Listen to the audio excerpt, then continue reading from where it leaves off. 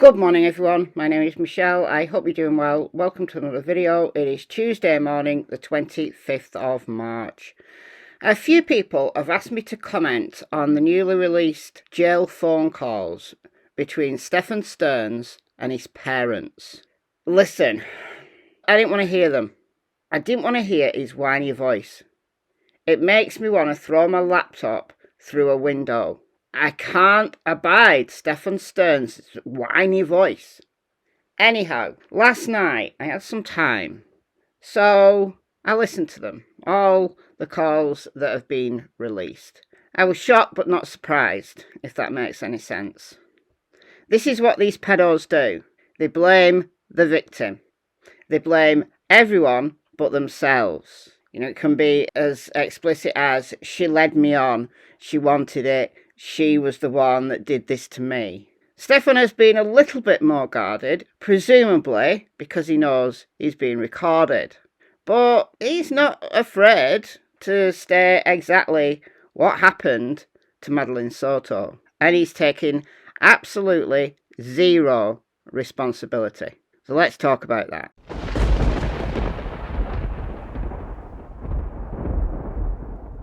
I'm going to play you a little snippet that News Nation released, but there's a bunch of channels that have played all of the calls, so they're not difficult to find. But, you know, the majority is Stephan Sterns bleating about his commissary, about only having $2 left on his commissary, and can you put $50 on my account? And what he's enjoying is his little snacks. I mean, it's just sickening. I guess he's not got very much else to occupy his life, but just fair warning if you do go and search out the complete calls, because the majority of it isn't interesting. It's him whining, basically. Alright, it's as I expected, him whining. But throughout those calls, there's some little nuggets, and News Nation have put a little collection together. So we're going to go through those. Alright, let's go. None of this that was on the phone was a surprise. They're talking about Jenn here. None of what was on the phone was a surprise to Jenn.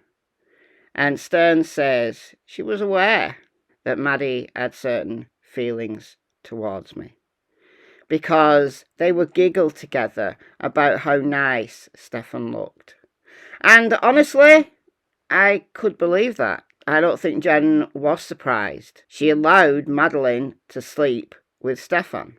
She absolutely did say in a police interview that she was scared of, and I'm paraphrasing here, she was scared that Madeline and Stefan were going to run away together when Madeline was of age. However, he is somewhat guarded. He didn't go all the way, that we've heard anyway, saying, you know, the full-on, the things that pedos normally say.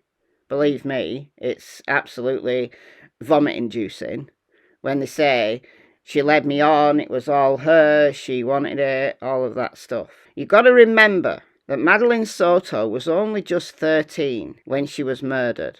Stefan says he doesn't know how on earth it happened, but there was videos and photos on his phone, all backed up in his Google. Officers found within 24 hours of Madeline going missing. They found all of this sickening stuff. This had been going on since 2019. In 2019, Madeline was just 8. So what do 8-year-old girls normally talk about? They don't talk about adult men, do they, to their mother? But at the same time, I can actually believe that some of this did happen. They're all big kids. Jenn and Stefan, they're both very immature.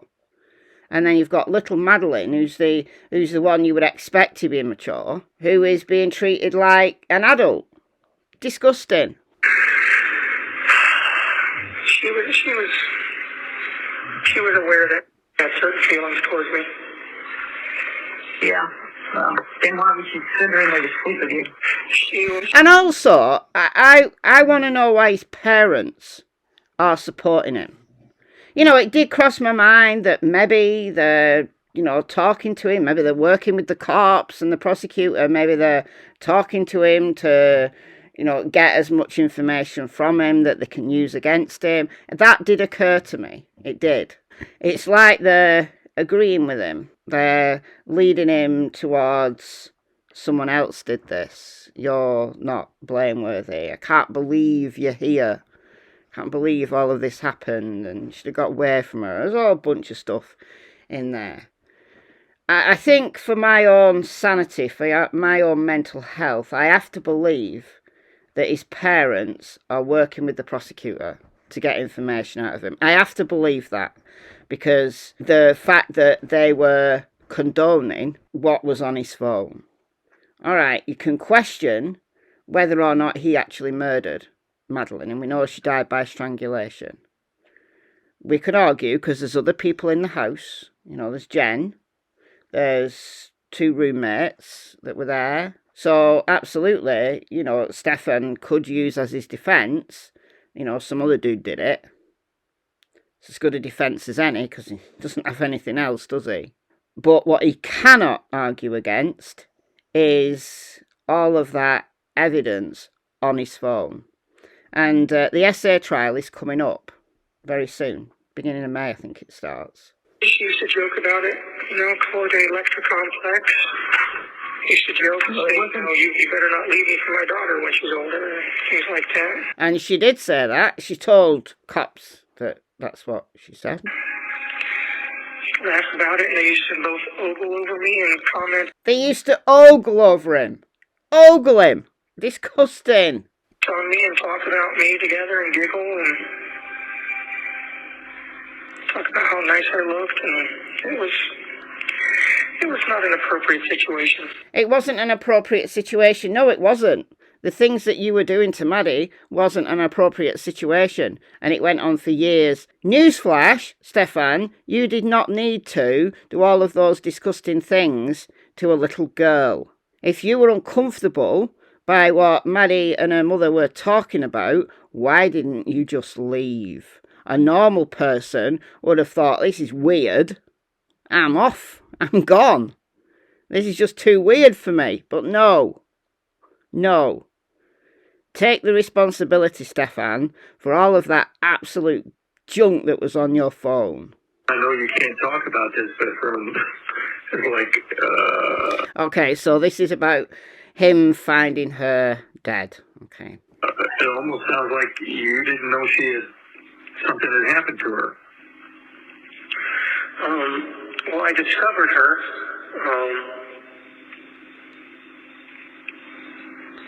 In the state that she was in after everything was said and done. So after everything was said and done. I don't think News Nation have got the clip, but he says he snapped, that he wasn't in his right mind, and he snapped. So I think that's a tell. I think he snapped and strangled Madeline. I think he was regretful after. I do. I really do. But he says that he left the room, left Madeline sleeping for like 15 minutes, and then a bit later he left for 2 hours. And it was during that time that Madeline died. Now we know she died by strangulation. That's her cause of death. So if Stefan didn't do it, someone else strangled her. So he's trying to either put Jen or one of the roommates in the frame, or some other mysterious dude who happened to be there. Now, some people who think Jen is heavily involved, and Stefan actually, to be fair, said that Jen was missing her daughter, had lost her daughter. So Stefan has not gone all the way like a full-blown let's blame Jen. He hasn't. His parents seem to be leading him that way. Again, for my mental health, I have to believe that the parents are working with the prosecutor and getting him to open up. I have to believe that. Yeah, obviously I can't get into detail, but no, I was not aware that she had passed on. As you know, I'm up and down throughout the night, and I was not in the room the whole time. I mean, it's not like you just suddenly feel someone's ghost pass away from them. It's a discovery. As soon as you got away from the rest of them, you should have called me, and we should have and could have discussed this, and the outcome would have been a lot different than what it is right now. Yeah, because Stefan had admitted that he found Madeline dead and that he'd driven her around pretending that she was going to school with her deceased body propped up in the front seat, and then lied to the cops, oh, she was asleep most of the way. And then you drove her 20 miles away and dumped her body in a woodland, which you then, a day or two later, went back to visit. We know he went back to visit, or at least someone went back to visit, because a cadaver dog alerted on Jen's car. You could say, well, it was Jenn that went to visit her. Could have been both of them. Could have been. But remember, Jenn hasn't been charged. I know a lot of you believe she should have been, and I'm sure that the cops have looked at her very, very, very hard. There was a bunch of red flags in that police interview with Jenn, but at the end of the day, he's the one in jail, claiming to be, wrongly there, but all the evidence on his phone, he's the one with the motive to get rid of her for whatever reason. Did he snap? Did she tell him that she had a crush on a boy and he snapped? Was she pregnant and he snapped? That he had to get rid of the evidence? We don't know. I don't want to get your hopes up, and as I said, don't get carried away with any conspiracy theories, but in a way I was compromised. When all that stuff was happening, I was not in my right mind anymore.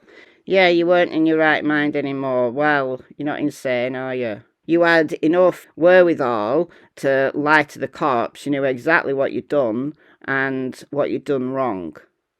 So, yeah, it would have been different for Stefan's dad if Stefan had confided in him, because if Dad went along with it, as he's doing now, then Dad would also have charges, wouldn't he? Him finding Madeline dead, and he said, when he found her, she was completely cold. It takes a few hours for a body to go completely cold. But he said he found her and she was completely cold, like she was gone. Listen, if he'd found this girl, his little plaything, dead, you wouldn't just take her body, lie to the cops, hide her body. No, you wouldn't. You'd call 911. You wouldn't go and hide the body. I'm sorry, you wouldn't. You would not. If you found your stepdaughter, your plaything, dead, and someone else had done it. No, I don't believe it. I believe he did it. I believe he is the one that's solely responsible for her murder. What Jenn knew about the abuse that was going on, all I'm going to say is that there was a lot of red flags in that police interview. That's all I'm going to say. But she hasn't been charged, so let's wait and see what happens. But yeah, Stefan is on trial in May for the essay. And then there's no trial date set yet, as far as I know, for the murder trial. But it's going to be harrowing. It really is. The details are going to be harrowing. Horrible, horrible story. And this whining man-child, I just can't with him. I just can't. I really can't. Alright, let me know your thoughts in the comments, and I'll see you in the next video. Bye, guys.